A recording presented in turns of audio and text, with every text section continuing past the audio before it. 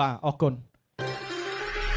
សូមអញ្ជើញញីសីដែលជាគ្រូខ្ញុំជួយដាស់អាគមដាស់ជន់កំសៃដាស់លេខអក្សរាទេមាកំផែងអាថាន់កំហែងបានស្ទឹងសងកាយមុនមហាគុណសាយស្រឡាយដំរីបាំងជុកបាំងវីបាំងទាំងដួងថែមុនបំងកាយគួយដើមស្ងាយសូមអញ្ជើញគ្រូស្នេហ៍លិនថងសារិកាអញ្ជើញគ្រូកណ្ដាញ់ទាំងតូចទាំងធំទាំងគ្រូសនំនិងគ្រូសង្វាគ្រូសិនរមួនិងស្នូមេបាអរិយអ្នកតាដំឡានរីសីពុំរិញគង់វានិងព្រាយកុមារក្រមួនកោបានិងព្រាយក្បាលបំពេញម្ចាស់គុំម្ចាស់ត្រង់ដៃមានបារមីរួមកម្លាំងដៃនឹងឥសីមនីបែនដានសាងដ